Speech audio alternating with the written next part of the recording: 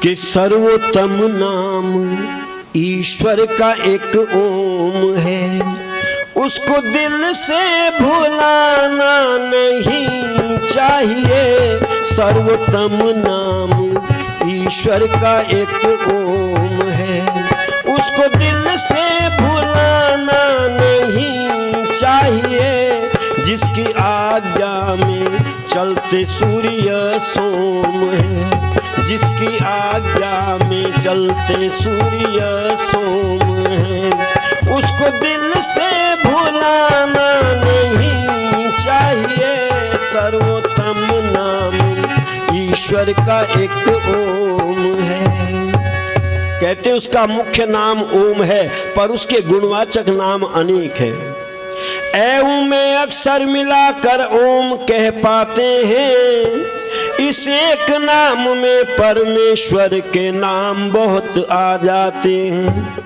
जैसे आकार से विराट, अग्नि और विश्वादि, उकार से हिरण्यगर्भ, वायु और तेजस आदि, मकार से ईश्वर आदित्य और प्राजादि, ये नाम परमेश्वर के हैं, वर्णन करते हैं वेदादि। मनु कहलाता विज्ञान स्वरूप होने से, मनु कहलाता विज्ञान स्वरूप होने से, उसको दिल से भुलाना नहीं चाहिए। सर्वोत्तम नाम ईश्वर का एक ओम है।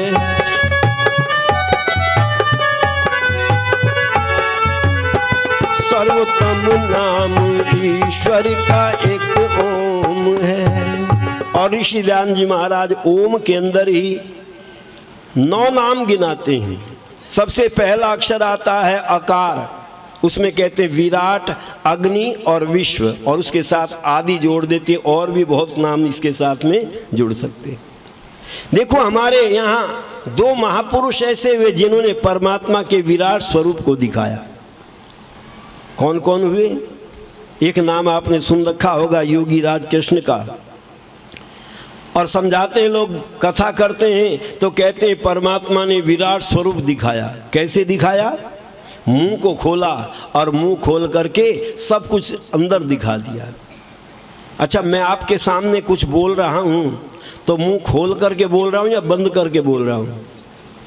मुंह खोल करके बोल रहा हूं। योगी राज कृष्ण से पहले लोग मुंह बंद करके बैठ गए थे। नेति नेति नेति परमात्मा इतना नहीं है, उसका वर्णन नहीं कर सकते, और चुप हो गए थे। पर श्री कृष्ण ने मुंह खोला और मुंह खोल करके परमात्मा के विराट स्वरूप को दिखाया। ऐसे नहीं कि मुंह खोल करके टेलीविजन की तरह से दिखा दिया होगा। उन्होंने वर्णन किया, परमात्मा के स्वरूप को समझाया अर्जुन को।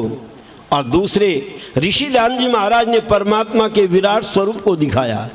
कहाँ दिखाया? सत्यार्थ प्रकाश के पहले समुल्लास को पढ़ करके देखना। कहते यो विविधम नाम चराचरम जगद्राजयति प्रकाशयति स विराट, जो अनेक प्रकार के लोक लोकांतरों की रचना करता है। और इसलिए वेद का प्रमाण देते हैं ऋषि ध्यान जी महाराज, जो उन इन सब उत्पन्न हुए जड़ चेतन आदिकों को नहीं तिरस्कार करता है। मैं बचपन से, जब मैं कक्षा 5 में पढ़ता था, तब से मैंने आर्य समाज के भजन गाने प्रारंभ कर दिए थे, और तब से अब तक सुनता चला आया हूँ, जो उन इन सब उत्पन्न हुए जड़ चेतन आदिकों को नहीं तिरस्कार करता। पर समझ में नहीं आता था ये उन्होंने क्या लिख दिया। तो जब चिंतन किया, विद्वानों से विचार विमर्श किया, तब पता चला जो हमें आंखों से दिखाई दे रहा है, इनको भी व्यवस्था में रखता है। तो आंखों से हमने सारे संसार को देख लिया या नहीं देखा? सारे संसार को हम नहीं देख सके। वैज्ञानिकों से पूछो, क्या तुमने सारे संसार को जान लिया? कहते नहीं, अभी तो 1/4 भाग भी हम नहीं जान पाए। तो ऋषि इसीलिए लिखते हैं, जो आंखों से दिखाई दे रहा इनको भी व्यवस्था में रखता है, और जो आंखों से दिखाई नहीं देता उनको भी व्यवस्था में रखता है। इतने बड़े विश्व का जो पालन करने वाला है वह परमात्मा विराट है। उस परमात्मा को जानने का प्रयत्न करो।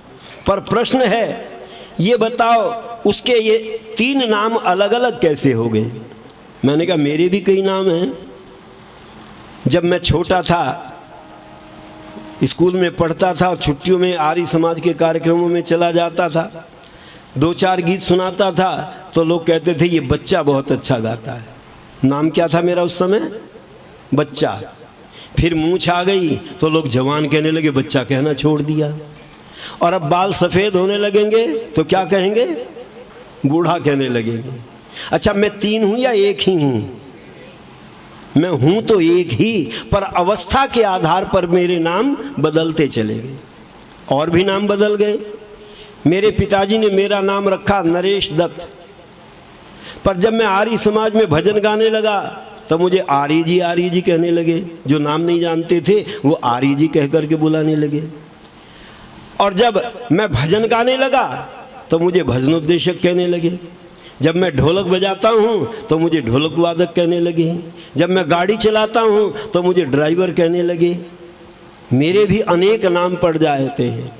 जब मेरे अनेक नाम हो सकते हैं तो परमात्मा के गुण कर्म स्वभाव तो अनंत हैं, इसीलिए लिख दिया हरि अनंत, हरि कथा अनंता।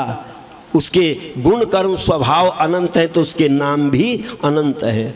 उसके नामों का वर्णन नहीं किया जा सकता। इसलिए ऋषि दयानंद लिख देते हैं, ये 100 नाम तो ऐसे हैं जैसे समुद्र की अंदर से एक जल की बूंद ले ली जाए। परमात्मा तो अथाह समुद्र की भांति है, उसका पूर्ण रूप से वर्णन नहीं किया जा सकता। पर वेद कहता स एष एक, वह एक ही है। उसको एक ही मान करके चलना चाहिए।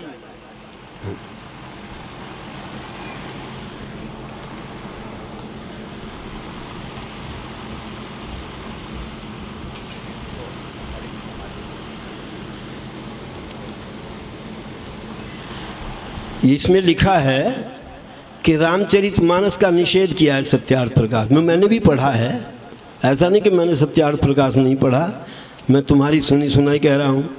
पर कुरान का तो लिखा होगा कि कुरान को पढ़ना चाहिए। क्यों जी? सत्यार्थ प्रकाश में कहीं कुरान को तो लिखा होगा, कुरान को पढ़ना चाहिए, बाइबल को पढ़ना चाहिए, लिखा है ना कहीं? क्यों जी? उत्तर नहीं दे रहे, क्या बात है भाई? मैं अपनी कहता रहूं, आप उत्तर नहीं देंगे तो मैं कैसे मान लूंगा? कुरान के लिए लिखा है कहीं कुरान पढ़नी चाहिए, बाइबल को लिखा होगा बाइबल पढ़नी चाहिए। पर ऋषि दयानंद ने कुरान की आयतें दी हैं सत्यार्थ प्रकाश में, बाइबल के प्रमाण दिए हैं। उन्होंने क्यों दे दिए? हम भी प्रमाण दे रहे हैं। हम ये नहीं कह रहे कि रामचरितमानस को पढ़ो, हम भी केवल प्रमाण दे रहे हैं। जैसे उन्होंने प्रमाण दिए हैं सत्यार्थ प्रकाश में ऋषि दयानंद जी महाराज ने, ऐसे ही हम भी रामचरितमानस के प्रमाण दे रहे हैं कि रामचरितमानस में भी वेद की बात को माना है। हम ये नहीं कह रहे कि वो सत्य लिखा है या असत्य लिखा है। आप जरा विचार करना। हाँ जी, तो मैं आपसे कहना चाहता हूं, परमात्मा एक है और एक ईश्वर को मान करके चलना चाहिए। ऋषि दयानंद कहते हैं, वेद का प्रमाण देते हैं, स एषक एक, वह परमात्मा एक ही है।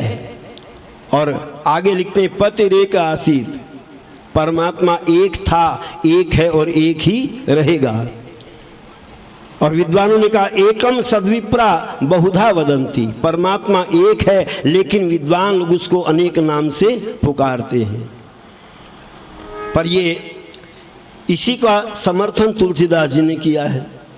मैं प्रमाण वेद का भी दूंगा और तुलसीदास जी का भी दूंगा कि यद्यपि प्रभु के नाम अनेका, यद्यपि प्रभु के नाम अनेका, श्रुति कह अधिक एक ते एका, श्रुति कहे अधिक एक ते एका। ये माना परमात्मा के अनेक नाम हैं और एक से बढ़कर के एक नाम है। वेद कहता है, माँ श्रुति वेद को कहते हैं, और तुलसीदास जी ने जगह जगह श्रुति श्रुति श्रुति श्रुति शब्द दिया है। कहते एक से बढ़कर के एक नाम है। पर प्रश्न वही उठता है, जब परमात्मा एक है तो उसके नाम अनेक कैसे हैं? ये समझ में मेरी उस दिन आई। यहाँ फरीदाबाद से कुछ लोग आए हुए हैं, 8-10 व्यक्ति आए हुए हैं, माननीय सेक्टर 19 के प्रधान जी भी आए हुए हैं।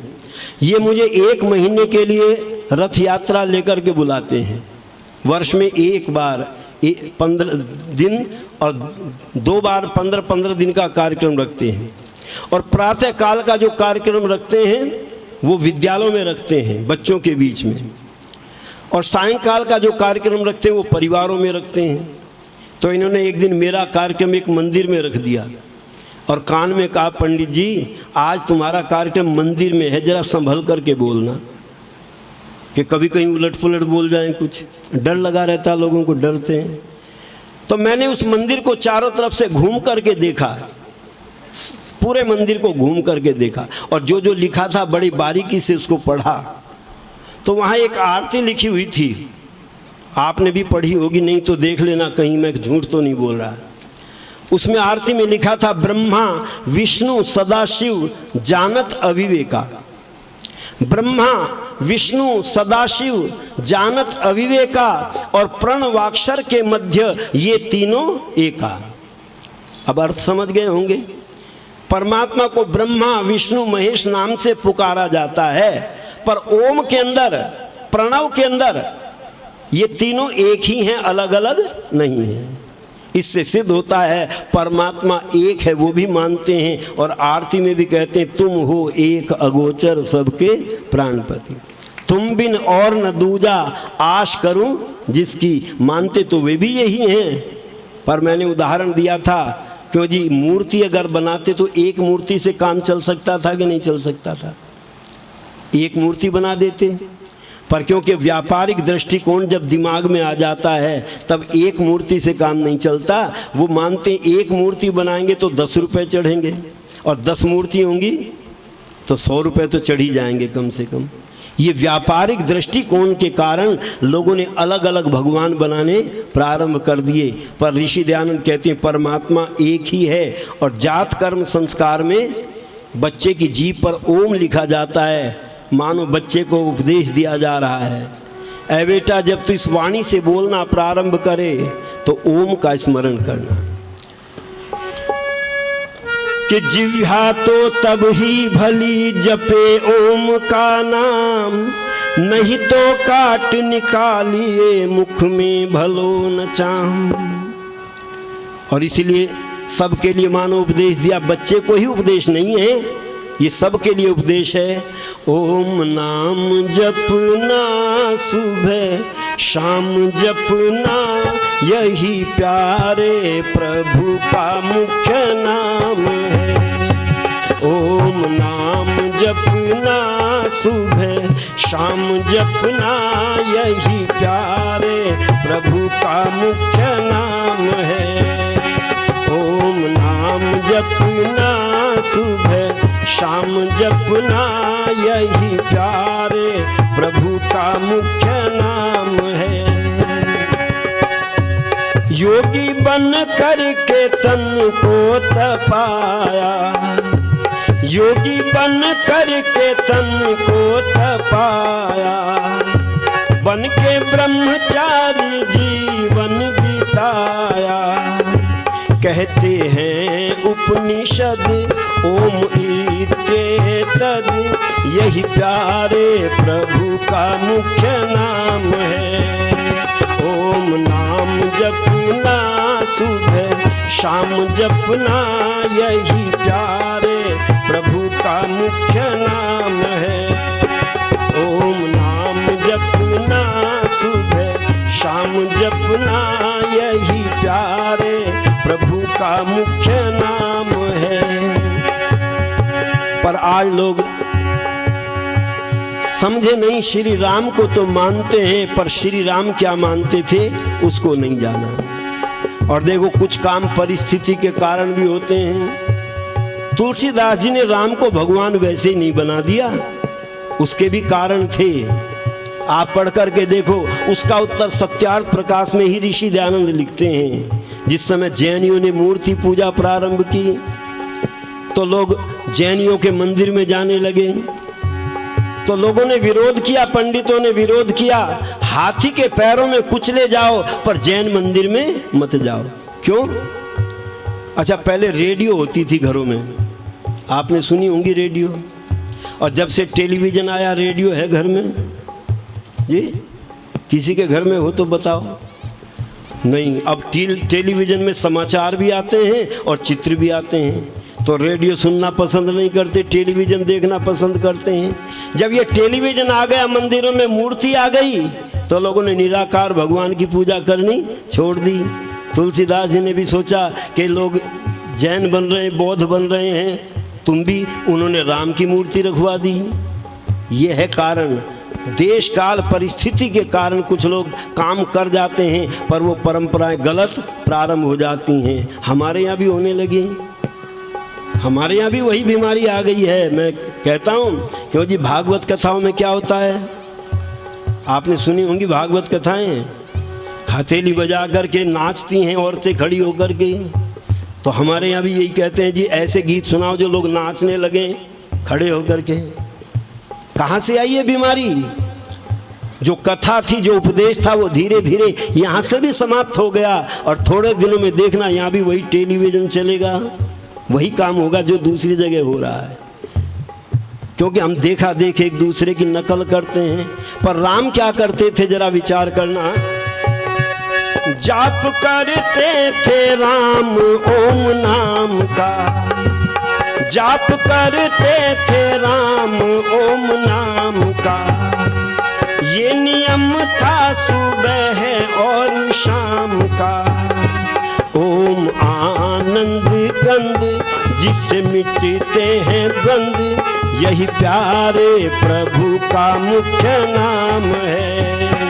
ओम नाम जपना सुबह शाम जपना, यही प्यारे प्रभु का मुख्य नाम है। आप वाल्मीकि रामायण को पढ़ना, वहाँ पर आता है श्री राम प्रातः काल और सायंकाल गायत्री का जप करते थे और ओम का जप करते थे। स्पष्ट मिलता है। एक कहने लगे जी हम राम को नहीं मानते, हम तो श्री कृष्ण को मानते हैं।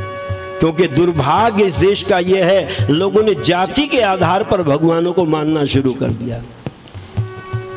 यादवों से पूछा तुम किसको भगवान मानते हो? हम तो श्री कृष्ण को मानते हैं। राजपूतों से पूछा तुम किसको मानते हो? हम राम को मानते हैं।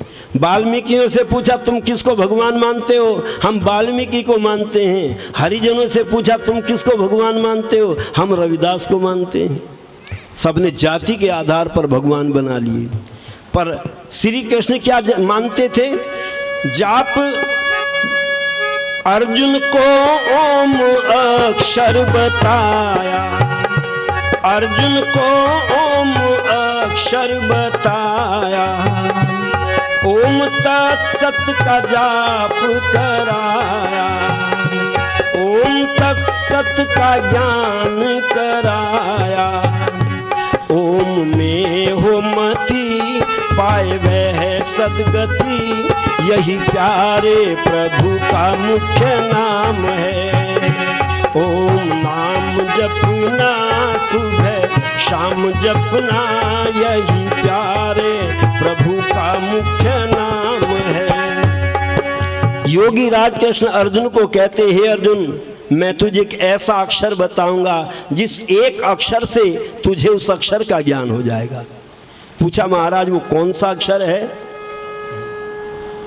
ये आर्य समाज सेक्टर 19 से प्रधान जी के बड़े भाई हैं जो 100 रुपये इस कार्यक्रम में दे रहे हैं, उनका बहुत बहुत धन्यवाद। तो कहते हैं कि मैं तुझे एक ऐसा अक्षर बताऊंगा जिस अक्षर से तुझे उस अक्षर का ज्ञान हो जाएगा। पूछा महाराज वो कौन सा अक्षर है? देखो अक्षर लिखने के भी होते हैं और अक्षर परमात्मा को भी कहते हैं। तो पूछा कौन से अक्षर से उसको जाना जाता है? तो योगी राज कृष्ण कहते हैं ओम इत्येका अक्षरम। ओम शब्द से उस परमात्मा के स्वरूप को जाना जाता है। और ऋषि दयानंद कहते हैं यही परमात्मा का मुख्य नाम और निज नाम है। आप कहेंगे मुख्य नाम क्या है? तो मैंने एक पुस्तक में पढ़ा, मुख्य उसे कहते हैं जिससे सारे स्वरूप का ज्ञान हो जाता है। एक उदाहरण से बात जल्दी समझ में आ जाएगी। एक व्यक्ति ने रात को दरवाज़ा खटखटाया, घर के मालिक ने पूछा कौन? इन्होंने सोचा मैं अपना नाम बताऊंगा, गांव बताऊंगा तो शोर मचेगा, चुपचाप अपना परिचय देना चाहिए। और जो ही चुपचाप परिचय कैसे दें, एक खिड़की खुली हुई थी, इन्होंने अपना पैर निकाल करके दिखा दिया, पैर से पहचान लेंगे। ये कहने लगे पैर से पहचानने में नहीं आते, तुम कौन हो? तो इन्होंने हाथ निकाल करके दिखा दिया। कहते हैं हाथ से भी तुम पहचानने में नहीं आते, कौन हो? तो इन्होंने इतना हिस्सा दिखा दिया। अब इतने हिस्से को देखते ही दरवाज़ा खोल दिया, ये तो अपने ही आदमी हैं। तो इतने हिस्से को क्या कहते हैं? मुख। पर लोग समझते मुख उसको कहते हैं जिससे रोटी खाते हैं, रोटी खाने वाले को मुख समझते हैं। पर अगर रोटी खाने वाले को मुख मानते हो तो पुस्तक के पहले पन्ने को क्या कहते हैं? मुख पृष्ठ। अखबार के पहले पन्ने को क्या कहते हैं? मुख पृष्ठ। क्या वो रोटी खाता है? रोटी नहीं खाता। पहले पन्ने को देख करके पूरी पुस्तक का ज्ञान हो जाता है, ये कौन सी पुस्तक है। और पहले पन्ने को फाड़ दो और पूछो ये कौन सी पुस्तक है, कोई नहीं बता सकता। इससे पता चला जिससे सारे स्वरूप का ज्ञान हो जाए वह मुख्य भाग कहलाता है। आपने भी देखा होगा, मैंने भी देखा, मैंने एक ऐसा व्यक्ति देखा जिसके दोनों हाथ कटे हुए थे यहाँ से, आपने भी देखे होंगे। एक व्यक्ति मुझे ऐसा भी मिला जिसके दोनों हाथ भी कटे हुए थे और दोनों पैर भी कटे हुए थे, पर जीवित था, मरा नहीं था। पर ऐसा कोई व्यक्ति आपको मिला हो कि जिसकी गर्दन कटी हुई हो और जीवित हो? ऐसा कोई व्यक्ति नहीं मिलता। पता चला ये शरीर का मुख्य भाग है। यदि ये गड़बड़ हो जाता है तो सारा शरीर गड़बड़ हो जाता है। इसलिए विद्वान कहते हैं, अर्जुन को समझाते हैं, परमात्मा का मुख्य नाम और निज नाम ओम है। पर वो कहने लगे जी हम तो श्री कृष्ण को भी नहीं मानते। तो पूछा फिर किसको मानते हो? हम तो गुरु नानक देव को मानते हैं। तो गुरु नानक देव क्या मानते हैं? जिसने संसार सारा बनाया, जिसने संसार सारा बनाया, ओम आकाशवत है समाया। नानक देव बोले भेद वेद खोले, यही प्यारे प्रभु का मुख्य नाम है। ओम नाम जपना सुबह शाम जपना, यही प्यारे प्रभु का मुख्य नाम है। नानक देव जी से पूछा आप क्या मानते हो? तो उन्होंने भी यही कहा, एक ओंकार कर्ता पुरुष। वो भी कहते हैं परमात्मा एक है, ओम उसका नाम है और वह करता है, इस सारे संसार को बनाने वाला है, और उसे पुरुष कहते हैं। क्यों जी? वेद में क्या कहा? वेदा हमेतम पुरुषम महंतम। परमात्मा को भी पुरुष कहते हैं और जीवात्मा को भी पुरुष कहते हैं। अब देखो समझने की बात है, तुलसीदास जी ने लिख दिया एक ऐसी अयोध्या है जिसकी चर्चा वेद में भी आई है। पर वो कौन सी चर्चा है? श्री राम वाली अयोध्या की चर्चा है वेद में, उसकी चर्चा नहीं है। पर भ्रमित हो जाते हैं जब लोग शब्दों को पढ़ते हैं, तो शब्दों से भ्रमित हो जाते हैं। कौन सी अयोध्या की चर्चा है? तो कहते हैं अष्ट चक्रा नवद्वारा देवानाम पुर अयोध्या। इस शरीर की चर्चा है, वहाँ उस अयोध्या की चर्चा नहीं है। इसलिए कहते हैं इतिहास वेद के अंदर नहीं है। लोगों ने इतिहास बना दिया वेद के अंदर, और इसीलिए भ्रांति फैल गई। इसीलिए लोगों ने लिखना शुरू कर दिया, वेद तो रामायण के बाद में लिखे गए। ये प्रचार करना शुरू कर दिया कि रामायण के बाद में, राम के बाद में वेदों का लिखना प्रारंभ हुआ, और इसीलिए वेद की में अयोध्या की चर्चा आई है। पर नानक देव कहते हैं उस ओमकार परमात्मा की उपासना करो। पर जब ये मतांतर बढ़ते चले जाते हैं, धीरे धीरे वो सत्य को छोड़ देते हैं और असत्य को धारण करना प्रारंभ कर देते हैं। एक व्यक्ति ने मुझसे प्रश्न कर दिया, ये बताओ ऋषि दान जी महाराज ने मतांतरों का विरोध क्यों किया? आपके भी मन में प्रश्न पैदा होता होगा, क्योंकि मेरा काम यही है, मैं जो प्रश्न होते हैं उनको अपने कार्यक्रम में जोड़ देता हूँ। आपका भी समाधान हो जाए, मेरा भी समाधान हो जाए। जब उन्होंने पूछा ऋषि दयानंद ने मत मतांतरों का विरोध क्यों किया, वेद का ही प्रचार करने की बात क्यों कही, तो मैंने कहा देखो मत मतांतरों के कारण भ्रांति फैल जाती है। अच्छा, मैं आपसे पूछना चाहता हूँ, जो मोहम्मद साहब को मानते हैं वो मोहम्मद साहब के बाद की दुनिया को मानते हैं या पहली दुनिया को मानते हैं? मोहम्मद साहब से बाद की मानते हैं। ईसाई ईसा मसीह से पहली दुनिया को मानते हैं या बाद की मानते हैं? पढ़ाया जाता है मोहम्मद ईसा मसीह से इतने वर्ष बाद में। पैमाना किसको बना दिया? ईसा मसीह को। नानक को मानने वाले नानक देव के बाद की दुनिया को मानते हैं, कृष्ण को मानने वाले कृष्ण के बाद की दुनिया को मानते हैं, और राम को मानने वाले राम की बाद की दुनिया को मानते हैं।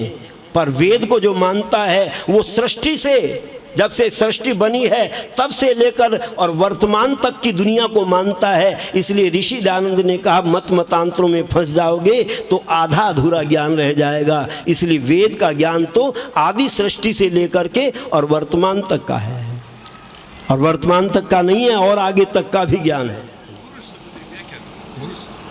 जो पुरी में रहता, नगर में रहता है, शहर को गांव को क्या कहते हैं? कीरतपुर, बहादुरपुर, क्यों जी सबके साथ पुर शब्द, सहारनपुर, रामपुर, सबके साथ पुर शब्द लगता है। इसलिए नगर को भी पुर कहते हैं, और इस शरीर को भी, इसमें जीवात्मा निवास करता रहता है जीवात्मा, इसलिए उसका नाम पुरुष है इस शरीर का भी। आया समझ में या अभी नहीं आया? और कोई शंका हो तो बताओ, क्योंकि हम जितना बोलेंगे उतना पढ़ करके, हम कैसेट सुन करके भजनोपदेशक नहीं बने हैं। हम जितना पढ़ते हैं उतना बोलते हैं और उस पर पूर्ण अधिकार रखते हैं अपना। इसलिए विद्वानों ने कहा कि उस परमात्मा को तुम जानने का प्रयत्न करना कि जग के कण कण में जो है समाया, जग के कण कण में जो है समाया, उस ईश्वर को दिल से भुलाया। नरेश दत्त गालो, सुखी जीवन बना लो, यही प्यारे प्रभु का मुख्य नाम है। ओम नाम जपना सुबह शाम जपना, यही प्यारे प्रभु का मुख्य नाम है। ओम नाम जपना सुबह शाम जपना, यही प्यारे प्रभु का मुख्य नाम है।